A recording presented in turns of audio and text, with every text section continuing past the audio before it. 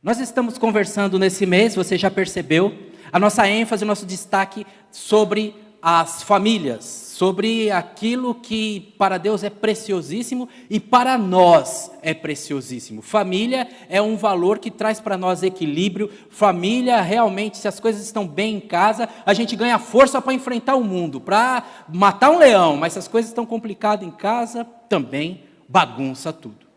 Não podemos negar essa realidade. E dentro desta verdade da importância da família, nós vimos nas páginas da Bíblia Sagrada Jesus entrando em algumas casas. E nas casas que Jesus entrou, ele teve intervenções que reorganizaram aquelas casas, que inauguraram novos momentos naquela casa, que introduziram vida, que mudaram situações, que reverteram quadros negativos, que às vezes eram até desconhecidos dos moradores da casa. Quem está vivendo a vida com Jesus e quem recebe Jesus na sua casa, recebe do próprio Jesus um novo olhar sobre a vida. E a vida, você sabe, a vida é complexa. A vida tem essa característica que não dá para ser como um arquivo, como um armário que tem várias gavetas, que você abre uma e fecha a outra. Não, está tudo coligado. Acabei de dizer para você que se as coisas estão bem em casa, você ganha força para enfrentar o mundo. Fica motivado mesmo, vai, acorda cedo, toma chuva. Quero ver minha família bem. A vida é complexa. A vida é complexa, que se você mexe numa área, bagunça outra. E para os irmãos aqui, muitos irmãos são da indústria, como eu fui no passado, os irmãos ligados aí à área do planejamento de manutenção, os irmãos que trabalham nas empresas sabem disso, que quando chega um equipamento na fábrica, o olhar do engenheiro experiente, como Moisés Júnior, por exemplo, ele olha o equipamento e fala assim: ih, rapaz, tem mais muita parte para ajustar, tem muita parte para desajustar. Essa é a frase típica da área de manutenção. Tem muita área, muito botão, muita coisa para ajustar, temos que ficar de olho, é muito rolamento para ver vibração, é muita coisa para desajustar. Mas eu não quero falar uma linguagem técnica, não quero de alguma maneira excluir algum de vocês, vou falar de coisas simples, vou falar daquilo que aconteceu comigo hoje, que já aconteceu com muitos de vocês. Não sei, algumas irmãs talvez, não é possível que só eu que digo isso, que digo a frase assim: essa camisa é difícil de passar. Alguma irmã já falou essa frase? Oh, Jesus, obrigado, eu pensei que era só eu. Não tem umas camisas, Cléo, que é difícil? Você passa a manga, amassa as costas. Mas você já passou a manga, aí você pôs lá, deslocou, vai passar as costas, a manga que você acabou de passar, amassa. É sobre isso que eu quero falar com você. Sobre essa situação de complexidade, de que a gente mexe numa área, e desmexe, e bagunça, e desmexe, nem sei se existe essa palavra, bagunça em outra área. E como organizando uma área, a gente tem força para avançar e para ir em frente. Para nós, nos processos humanos, para nós em nossa vida, a estratégia, o método de análise e solução de problemas prevêem que a gente pegue, isso foi bem estruturado por René Descartes, mas está bem difundido, bem conhecido de todos nós, que é a questão de pegar um problema grande e dividir ele o máximo que a gente puder. Às vezes você pode falar assim: ih, pastor, está uma bagunça no serviço, estou com uma dificuldade aqui, está doendo o estômago, uma bagunça em casa. Então, calma, vamos dividir esse negócio. Você divide o problema nos menores pedacinhos que você puder. Aí você vai vendo quais são mais fáceis. Isso aqui dá para resolver. Isso aqui não é problema meu, é problema do meu filho. Por que eu estou esquentando a cabeça com isso? Isso aqui é de outra... Isso aqui não tem solução mesmo, isso aqui não depende de mim, depende de alguém externo. E assim, os homens resolvem os problemas partindo do menor. Porque aí se eu resolvo, né? Se eu resolvo, estou com um problema que está afetando minha vida, que está bagunçando o meu casamento, e aí por causa do meu casamento, eu não estou indo bem no trabalho, porque eu não estou indo bem no trabalho, eu estou brigando com os colegas, e porque eu estou brigando com os colegas, estou ficando... Então, vou dar uma resolvidinha aqui, vou dividir, então vou começar por aqui. Ah, isso aqui... Aí a mulher falou, rapaz, você está mais calmo, hein? Que bom. Aí já deu uma melhoradinha aqui. Dessa parte eu vou indo para o todo. Os homens resolvem os problemas da parte para o todo. Deus, irmãos, na sua infinita bondade, Deus na sua infinita sabedoria, e Deus, que não é homem para que minta, nem filho do homem para que se arrependa, e portanto ele não se vale de métodos humanos, Deus faz o caminho oposto. E esse caminho oposto é maravilhoso para resolver as questões da nossa vida, e esse caminho oposto é o único que nos conduz ao céu, porque Deus vem do todo para a parte.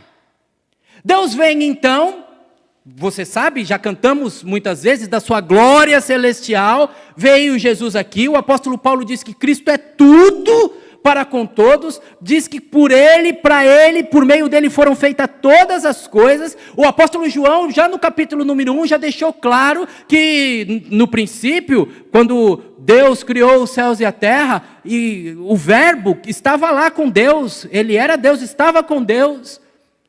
Nós vimos a sua glória e Ele então se fez carne, do todo para a parte. Ele fez carne e não ficou em carne num lugar distante. Não, ele se fez carne e habitou entre nós.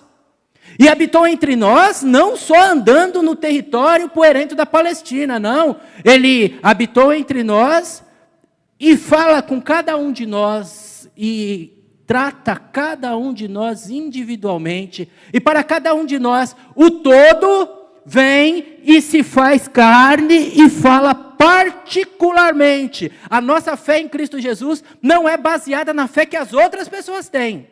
A nossa fé em Cristo Jesus não é baseada nas histórias que nós ouvimos. A nossa fé em Cristo Jesus não é baseada naquilo que nós sabemos. Nossa fé em Cristo Jesus é baseada na experiência dele tocando o nosso coração. Filho meu, se hoje ouvirdes a minha voz, não endureçais o vosso coração, nos chamando no seu chamado de amor, e nós respondendo a Ele. E nessa resposta a Ele, então, Ele vem particularmente entre nossas vidas, entre nossas casas. Por maior que seja o problema humano, por maior que seja a crise interplanetária, hoje nós temos aí um fenômeno, nem sei, astronômico, né? Eu ia falar meteorológico, mas meteorológico é de chuva, é astronômico. Temos um fenômeno astronômico hoje, um eclipse lunar, uma questão, então, para além do nosso planeta. Por mais que Deus tenha coisas para além do nosso planeta, isso não impede dele ter um tratamento pessoal para as nossas questões mais íntimas, mais internas, mais únicas e exclusivas do nosso lar. Por isso a minha fala para você essa noite é de que o Deus eterno entra no seu lar. O Deus eterno que tem que se preocupar em alinhar o sol com a lua, não vê nessa questão astronômica algo maior do que curar a sua família, do que trazer paz para você, do que manifestar a glória do nome dele. Eu quero te mostrar isso nas páginas da Bíblia Sagrada. Lendo o Evangelho de Jesus Cristo, descrito e narrado por Lucas, o historiador e médico, que no seu empenho de redigir e tornar claras as experiências do povo de Deus com a chegada de Jesus, contou algo magnífico dos primeiros dias, dos primeiros momentos de Jesus em seu ministério. Evangelho de Lucas, capítulo 4, leitura que começa no versículo número 38, onde a Bíblia diz assim: depois de sair da sinagoga naquele dia, Jesus foi à casa de Simão, a casa do Pedro. Quando chegou na casa do Pedro, Jesus encontrou a sogra do Pedro, que estava muito doente, com uma febre altíssima. Quando os presentes ali naquela casa viram a chegada de Jesus, suplicaram a ele. Jesus, versículo número 39, num gesto de amor, de gentileza, de bondade, se pôs do lado daquela mulher, repreendeu a febre. E a febre deixou a mulher. Ela se levantou de imediato e passou a servir aqueles que estavam ali na casa. Quando o sol se pôs, as pessoas trouxeram seus familiares que estavam enfermos até Jesus. Qualquer que fosse a doença, Jesus, ao pôr a mão sobre aquele doente, curava. Sim, Jesus curava a todos. Essa passagem é magnífica, irmãos, é maravilhosa, é uma daquelas passagens que integram os sinópticos, os evangelhos que têm olhares muito parecidos, muito próximos. O evangelho de Marcos, no capítulo 1, já traz logo de cara essa mesma passagem, traz a força deste evento, o impacto que esse evento teve sobre as mentes e sobre os corações. No Evangelho de Lucas, se você começar a ler o capítulo 4, lá no comecinho, afinal de contas, nossa leitura começou no versículo número 38. Mas se você começar lá dos primeiros versículos, você vai perceber que Jesus foi para o deserto, onde foi tentado. A tentação no deserto, então, veio trazer a Jesus uma experiência espiritual, veio trazer um confronto do bem contra o mal, quando o inimigo das nossas almas tenta a Jesus, mas Jesus resiste bravamente. E resistindo, e mostrando o poder da palavra de Deus, e mostrando a força do seu compromisso, e mostrando o quanto ele se fortalecia no Espírito Santo, ele vence os ataques de Satanás, e é servido pelos anjos, e começa então o seu ministério. O ministério de Jesus iniciado é marcado pela chegada de Jesus, ainda estamos no capítulo 4, nos versículos iniciais, na sinagoga, local de ensino, um local onde em cada bairro, em cada distrito, em cada condado que tinha no mínimo 14 judeus, se reuniam ali exclusivamente para orar, para estudar a palavra, para manter viva a chama do judaísmo, as verdades do Torá, o compromisso com o Deus vivo que libertou o povo da escravidão. Ali, então, na sinagoga, eles se reuniam e ali era feita a manutenção da fé. Sempre alguém instruído, a presença de escribas, de fariseus, a presença de saduceus, de pessoas experimentadas, garantiam uma palavra viva e verdadeira, onde aqueles homens proferiam, traziam de volta falas de grandes sábios, de grandes mestres do passado. Conhecemos Gamaliel nas páginas do livro de Atos, mas tem o avô de Gamaliel, Hiléu. Tem muitos homens citados até no dia de hoje, e essa era a marca daqueles homens que falavam de Deus nos dias de Jesus. Aqueles homens, eles falavam assim: segundo disse Hiléu, de acordo com fulano de tal. Eles pregavam, ensinavam, e as pessoas então recebiam aqueles ensinos e se fortaleciam e tinham toda aquela condição de manter viva a sua fé. Mas quando eles ouviram a Jesus, lendo Isaías capítulo número 53, tudo isso está em Lucas 4, tá? Quando eles viram Jesus citando que a promessa foi cumprida e se identificando como o Messias, quando eles viram que Jesus não citava ninguém, mas citava a si mesmo, eles ficaram maravilhados. E você vai encontrar nas páginas da Bíblia Sagrada a seguinte afirmação: ele fala com autoridade. Ele não fala do que ele ouviu de outros, não. Ele não está copiando ninguém. Ele fala com autoridade. Em meio a essa autoridade, demônios começaram a se manifestar.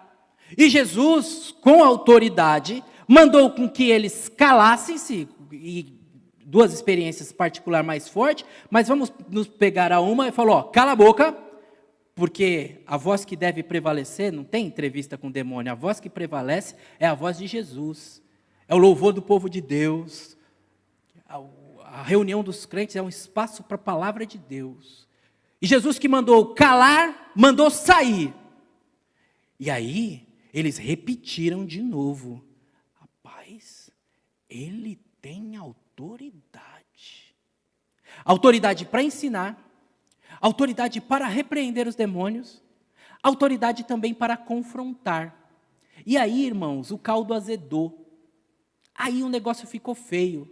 Porque quando Jesus começou a demonstrar o quão teóricos aqueles homens eram, o quanto aqueles homens estavam perdendo-se nas suas regras, nas suas leis, e deixando Deus do lado de fora das suas vidas, aqueles que estavam elogiando a Ele, reconhecendo a Ele, aplaudindo a Ele, disseram, opa, aqui não. E de alguma maneira levaram Ele para um pé de barranco, e quiseram empurrar Jesus, e de alguma maneira que a Bíblia não explica, e a gente não sabe ao certo, Jesus conseguiu sair no meio deles, desviar e seguir em frente.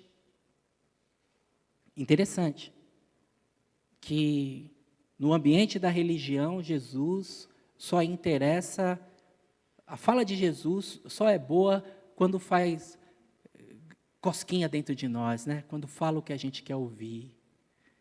Enquanto Jesus estava falando, falou Isaías, ele falou Isaías, expulsou o demônio, ele expulsou o demônio, agora é com você, gente. Oi, gente, acabou, palhaço, vamos tirar esse cara daqui. Sabem, irmãos, quando Jesus saiu daquele ambiente bonito, estruturado da sinagoga, aquele ambiente positivo, aquele ambiente que realmente buscava em sinceridade o relacionamento com Deus, e quando ele foi expulso dali, não obstante o dia cansativo, era sábado, a reunião na sinagoga acontecia no período da manhã, início da tarde ele chega, escavações, os arqueólogos identificaram naquela região de Cafarnaum um polígono, uma estrutura com 8 lados, um octágono, e era um símbolo místico daquela época, as coisas sagradas ficavam dentro desse negócio que parece mais ou menos um desenho da cabeça de uma porca, né? Assim, de um parafuso. Assim, tudo eles colocavam dentro, uma pia batismal, e eles fizeram, então, quando eles escavaram aquela região, acharam uma casa dentro desse cercadinho. E essa casa, então, é identificada pela tradição como a Casa de Pedro. A Casa de Pedro, eu não fui lá ainda, mas vou um dia. Estou juntando dinheiro, quero ir lá, ver de perto, quero ver como é que é esse negócio para pregar para vocês, sabendo como é, e não só da página dos livros. Essa casa era perto da sinagoga. Não era uma viagem distante. Então, os arqueólogos identificaram ali, e a gente pode dizer que essa passagem que acabamos de ler, que Jesus chega na casa de Pedro, ainda está de dia. Ainda é sábado, não é tempo de curar. Os judeus não faziam nada no sábado. Então, Jesus que foi expulso, vamos passar para a nossa linguagem, expulso da igreja, não está limitado à igreja. Jesus vai para casa, e quando ele vai para aquela casa, ele é colocado frente a frente com os problemas da casa. As pessoas, disse o nosso versículo número 39, que acabamos de ler, mostraram para Jesus e falaram, Jesus, temos, 38, temos uma pessoa doente na casa. O Lucas é médico e tinham 2 tipos de febre naqueles dias, a febre fraca e a febre forte. A febre baixa, oriunda de algum tipo de inflamação, e a febre forte, oriunda de algum tipo de contaminação, algo mais pesado e algo que invariavelmente naqueles dias conduzia à morte. 3 tipos de morte eram típicas, eram repetidas naquele tempo, 2 delas estão bastante presentes, uma era bem regional realmente, me foge o nome da primeira, mas as duas segundas ainda são conhecidas de nós, e aqueles que vão viajar, às vezes até precisam tomar uma vacina especial para se proteger dela. A febre tifoide era uma delas, que conduzia para a morte, era um caso preocupante, que o médico classificava como febre alta. E a segunda delas é a mais comum, que se toma a vacina quando vai viajar, que chama? Aquela que dá do mosquito? Febre amarela. Os pantanais ali, os charcos, então, tinham os pernilonguinhos ali, febre amarela. Muito bem. Estou falando isso para você para dizer, então, que a sogra de Pedro estava com uma enfermidade que veio de alguma coisa externa a ela, ainda que pequenininha como um mosquito, poderia ser o caso, alguma coisa que era incontrolável e alguma coisa que poderia conduzi-la à morte. O Pedro estava com Jesus, nem sabia o que estava acontecendo. Você percebe que não foi o Pedro que levou Jesus para a casa dele. Foi Jesus que foi para a casa de Pedro. Pedro estava envolvido com as coisas de Deus. E às vezes, nós estamos envolvidos com coisas nobres, coisas da vida, coisas do sustento. Às vezes a gente está envolvido com questões do trabalho. E algumas coisas estão acontecendo dentro da nossa casa e a gente nem está sabendo. Às vezes estamos envolvidos com coisas da igreja. E quando a gente vai ver o filho, quando vai ver a mulher está triste, quando vai ver o marido está preocupado, e a gente nem está vendo, porque a gente está cuidando de outras coisas. Eu não quero que você, nessa noite, se sinta culpado ou condenado por deixar escapar alguma situação. É noite de esperança, é noite de vida, é noite de chamado a cada um de nós a perceber que a presença de Jesus vem com este gesto de quem não está cansado, de quem não tem nada externo a si mais importante do que aquilo que é apresentado a ele. De um Jesus, sim, que veio de uma maratona, acabei de descrever para você, que veio do deserto, que falou com o inimigo das nossas almas, que curou, que ensinou no templo, que vai fazendo, está sobrecarregado. Mas que por mais sobrecarregado que esteja, os seus ouvidos não estão obstruídos.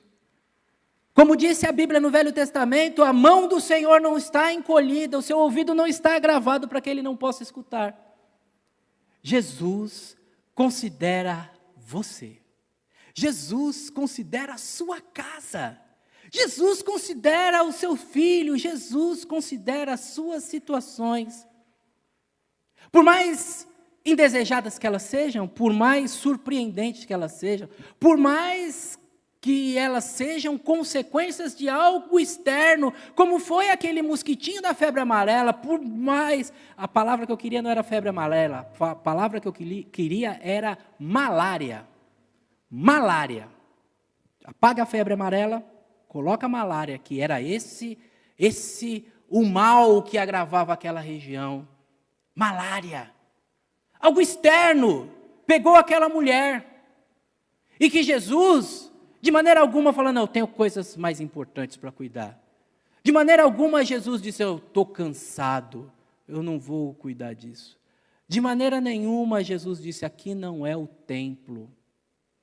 Jesus é o Jesus que resolve, que entra na casa, que muda situações, que vem ao encontro dos seus. E o meu chamado nessa noite é para que você acredite nisso. Você que disse, Jesus só vai na casa dos outros, Jesus só opera na igreja tal, Jesus só naquele tempo. Acredite, encha seu coração de fé diante da realidade de que Jesus considera você, considera a sua casa, tem tempo, disposição, afeto. Na manhã de hoje, aprendi na escola bíblica dominical com o Cristiano, nós estávamos falando sobre o Pedro, que outrora foi beneficiado pela cura de Jesus na sua casa, como lemos agora. No livro de Atos, o Pedro está ressuscitando Dorcas. E quando Pedro está ressuscitando Dorcas, meu irmão e minha irmã, que coisa linda é aquilo que acontece. o Cristiano nos ensinou, nos demonstrou que Jesus foi o exemplo que Pedro reproduziu. Porque como está na nossa ilustração, Jesus se inclina, toma a mulher pela mão e coloca ela assentada. E foi exatamente isso que Pedro fez com Dorcas. Pedro pegou e levantou, e num gesto de gentileza, num gesto de doçura, num gesto de cuidado, num gesto de pessoalidade. Quem, irmãos, no mundo inteiro tem um Deus como o nosso Deus, que põe a mão, que se inclina em nosso favor, que nos ouve de maneira particular, que desde a criação, onde moldou ali, soprou na narina e criou de maneira diferente, continua fazendo assim com homens e mulheres hoje. Enche o seu coração de fé, porque Jesus cuida de você de maneira particular, pessoal, intransferível, próxima. Ele não dá uma palavra para que saia, ele está ali presente, tocando, sustentando, segurando, ajudando. E nesse gesto de Jesus, nessa pessoalidade de Jesus, que sempre considera você,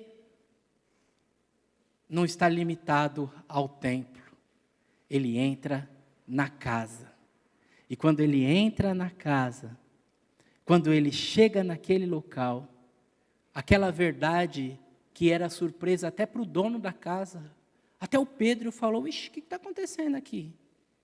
Aquela mulher que estava num quartinho, que às vezes tem doente em casa, a gente deixa no quartinho, né?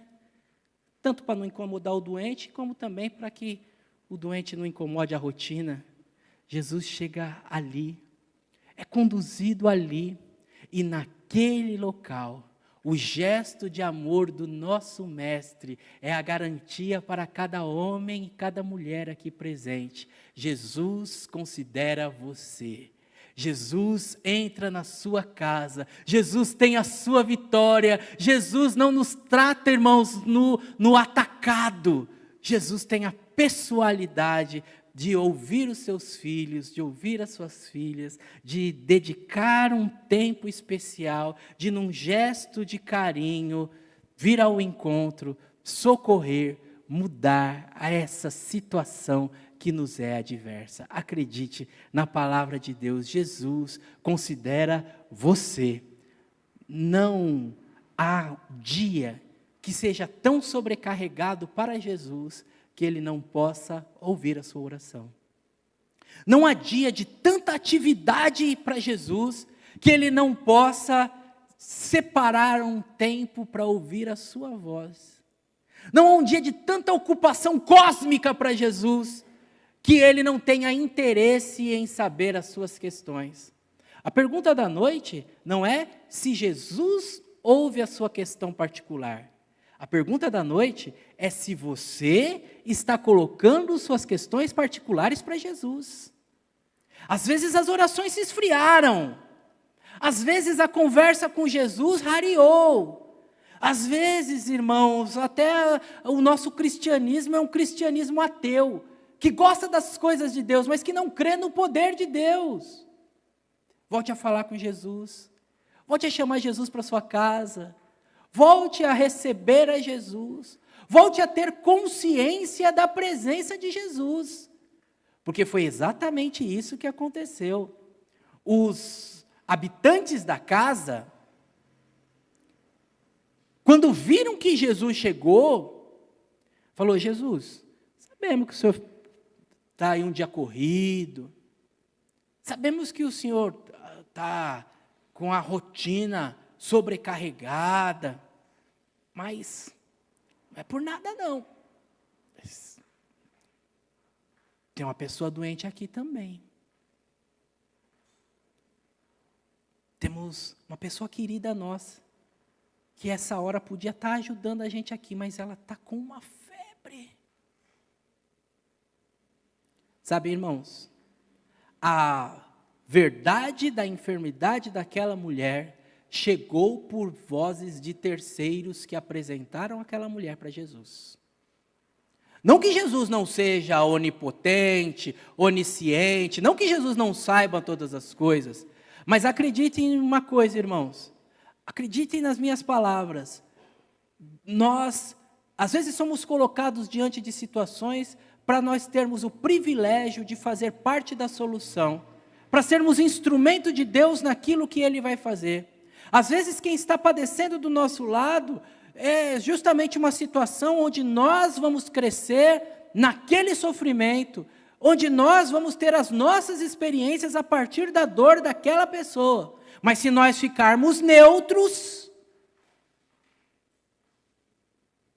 a neutralidade vai fazer a gente ter uma vida neutra, sem sabor, sem cor, sem experiências. Observe que a mulher que foi curada recebeu de Jesus a atenção especial. Observe que a mulher que foi curada, e você vai ver esse desenho bem bonito em Marcos capítulo 1, depois você vai comparando as passagens na sua casa, fica para você estudar na semana. Foi bem bonito, irmãos, porque Jesus levantou a mulher primeiro e depois curou. Às vezes acontece isso na Bíblia. Aconteceu hoje também com Dorcas. Aconteceu com os leprosos. Lembra quando os leprosos foram procurar Jesus? Jesus falou assim: agora vocês vão lá e mostrem-se para o sacerdote. Quando eles saíram da presença de Jesus, eles não estavam curados. Quando eles saíram, eles foram cheios de lepra, e no meio do caminho eles foram curados. E aí um voltou para agradecer. Olha o detalhe da palavra e veja a beleza de Deus e o ensinamento forte para a sua vida e para a minha vida. Jesus primeiro levantou a mulher e depois curou. Pedro primeiro levantou Dorcas e depois ela foi ressuscitada. Irmãos, acredite no que eu estou dizendo para você, porque provém diretamente da palavra de Deus, que é a Bíblia Sagrada. Muitas vezes, Deus nos coloca primeiro em movimento para depois curar. Está entendendo ou está muito em código? Às vezes, você está esperando sarar para começar a fazer. Você está esperando o milagre acontecer para aí você começar a ir. Mas a Bíblia Sagrada traz para nós, irmãos, nas suas páginas, muitas e muitas situações que a pessoa vai primeiro e cura depois. Tem um primeiro movimento e por causa do movimento, é como que se Deus dissesse assim: bom, já que eu estou vendo a sua fé, faça-se conforme a sua fé. Não existem pessoas que dizem assim: se Deus melhorar o meu casamento, eu vou para a igreja. Você não já ouviu pessoa falar assim? Se Deus curar o meu filho, eu vou para a igreja. Se Deus me curar, se eu parar de fumar, eu vou para a igreja. Você nunca viu pessoa que fala assim? Quer que o milagre acontece primeiro para depois se movimentar? O que a Bíblia está mostrando é o inverso, irmãos. Você tem que se movimentar primeiro. E durante o seu movimento, Deus vai honrar o seu movimento. E vai confirmar o seu movimento. Sabe, nós cada domingo eu falo aqui sobre essa questão da depressão, que é um mal do século, espalhado, identificado pela Organização Mundial de Saúde. E a gente tem que respeitar e não pode falar nenhuma palavra que vá agravar essa situação. Mas uma das posturas, em vez de dizer assim, por que você não sai? Não tem gente que está com uma pessoa com depressão, fala, por que você não sai? Vai tomar um sol. Você nunca fala isso, nunca diga isso. Diga assim, eu estou aqui do seu lado. Se você quiser sair, eu vou com você. Se você quiser ir até o jardim, a gente vai junto. Se você estiver desconfortável, a gente volta. Nesse gesto, a pessoa pode se sentir confortável em começar a se mover. E nesse começo de se mover, que de maneira invisível é Jesus puxando também, a cura começa a chegar e a situação começa a se reverter. Que área da sua vida você está esperando acontecer primeiro para depois você se mover. Nessa noite, eu convido você, em nome de Jesus, a se mover primeiro. Vem! Vem para Jesus! Vem para a igreja! Vem! Vem para uma nova vida! Vem! Vem primeiro e você vai ver um milagre acontecer ao longo do processo. Ou, porque aqui eu nunca minto para você, e digo para você que tem situações que não resolvem, eu não quero vender ilusão para você, eu quero dizer para você, no poder do Espírito Santo, que as situações que não resolverem, porque você se moveu, o Senhor vai te fortalecer a seguir em frente sem resolver mesmo. O apóstolo Paulo tinha um espinho na carne, mensageiro de Satanás, orou por 3 vezes, e o Senhor falou, não vou tirar esse negócio de você. Ele se moveu. Não resolveu o problema, mas teve forças para seguir em frente, mesmo em meio aos problemas. Se você seguir sozinho, vai ser muito pesado para você. Mas se você seguir, fortalecido por Deus, Deus vai te honrar. Às vezes resolvendo, e a minha oração é para essa, não tem meio termo, eu oro para Deus resolver, mas Ele é soberano, se Ele não quiser resolver, eu aceito com alegria e falo, obrigado, Jesus. Eu preciso muito que a mensagem de hoje esteja clara no seu coração, que você abrace essa mensagem, que Jesus prioriza você, que Jesus ouve quem intercede, e se eu estou aqui hoje, é porque a minha mãe intercedeu por mim.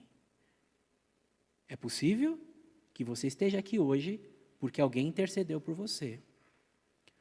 Mas isso é importante, mas não é a base da minha pergunta. A minha pergunta para você é, você está intercedendo por quem? Você está falando assim, Jesus, tem uma pessoa com febre aqui em casa. Está falando isso para quem? Sobre quem? Sobre qual vida você está intercedendo? Qual vida você já cansou de pedir? Não cansa não, irmãos. Pede a Jesus força para você continuar, que sua vitória está perto, Ele vai te dar a vitória. O último tópico da mensagem já está na tela para você, e é a verdade que não pode escapar dos nossos corações. Se a sogra de Pedro foi curada no sábado, tinha gente que, seguindo a sua tradição e num sinal de respeito, não fazia nada no sábado. Tinha gente que precisava, mas ainda não era a hora. E o interessante que Marcos vai dizer, em Marcos capítulo 1, e o Lucas vai dizer, é que depois que a sogra de Pedro foi curada, aí o sol se pôs, acabou o sábado. E aí eles começaram a trazer doente para casa. Começaram a trazer doente para casa. Começaram a trazer doente. E o nosso texto termina no versículo 40, dizendo que Jesus curou todos que foram trazidos. Teve gente que não foi trazida. Né? Teve gente que não foi. Assim como eu estou falando para você ir, você pode ir, pode não ir. Mas o que eu estou garantindo para você é que naquela passagem, quem foi, encontrou a resposta de Jesus. E aquela casa que era a casa da doença, agora era a casa da cura. Aquela casa que era a casa da necessidade, agora era a casa do exemplo. Aquela casa que recebeu a visita de Jesus, agora era a casa que espalhava Jesus. A mulher começou, a palavra do grego, don diakonai, começou a servir. Não é servir bolinho, não. A gente acha até que é servir bolinho, né? Não, servir o bolinho de chuva. Não, ela começou a servir o ministério de Jesus. Começou a servir os discípulos, não é serviço da casa. Tudo bem que o serviço da casa também faz parte do serviço de Jesus. Mas começou a chegar gente naquela casa, irmãos. Para provar que a cura de Jesus foi cura definitiva, você sabe, né? A mulher, por definição, não é homem. A mulher, por definição, não é homem. Se fosse homem, ainda ficava meio com febre, né? Que eu já falei para vocês que eu sou manhoso, né? Né? Eu estava com febre, mas estou melhorando devagarinho. Essa é a minha fala, irmão Miguel. Estou melhorando devagarinho. Fica uns 3 dias falando, estou melhorando devagarinho. Mulher não faz isso, já naturalmente não tem manha, né? Mulher já, com febre mesmo já está lá resolvendo os problemas na casa, colocando os filhos para a escola. Mulher é uma bênção. Mas podia, né? Depois da febre, a gente fica desidratado. Depois da febre, a gente fica enfraquecido. Depois da febre, a gente fica, como dizia antigamente, moído, né? Quem já ficou moído? Fica moído. Mas a cura de Jesus foi completa. Veio com vigor. E quem sabe até ela saiu, falou, ó, estava ruim, Jesus me curou e está lá em casa, hein? Ela saiu servindo a Jesus, irmãos. Toda a cura de Jesus é para que o nome de Deus seja glorificado. Toda a situação que Jesus faz pelas nossas vidas é para que alguém venha conhecer a Jesus. Não ganhe nada de Jesus se você não vai. Eu vou dizer melhor, vou formular minha frase positivamente. Peça ao Senhor Jesus tudo aquilo que permitirá você glorificar o nome dEle, conduzir alguém à experiência com Ele, mostrar o poder dEle, sinalizar o amor e a salvação que está nele. Aquela mulher recebeu a cura e a cura não era para ela. A cura que aconteceu nela resultou em pessoas se convertendo a Jesus. Você entende isso? Eu tenho vontade de comprar um Jeep Compass, irmãos. Tem que vender muito livro para comprar um Jeep Compass, né? Haja livro para vender. Mas eu tenho certeza que o dia que eu ter um Jeep Compass glorifica Jesus, Jesus vai me dar um Jeep Compass. Entendeu? Vou vender lá umas caixas de livro. Tem problema. Mas o que eu estou chamando a sua atenção é o seguinte, tem situações que você conquista e parece que você que conquistou. Não faça isso. Atribua a Jesus e ajude alguém a ver Jesus nas suas conquistas. Ajude. Use as suas vitórias, use as suas lutas. Quem sabe você não tenha que orar diferente. Jesus, resolve o problema na minha casa, para o seu nome ser glorificado. Olha a situação, olha o vexame, olha o que a pessoa do serviço está pensando, olha o que os vizinhos estão pensando. Glorifica o teu nome aqui, Jesus. Eu quero anunciar o Senhor, mostrar o seu poder. Ora diferente, irmãos, para Jesus ser glorificado nas suas lutas.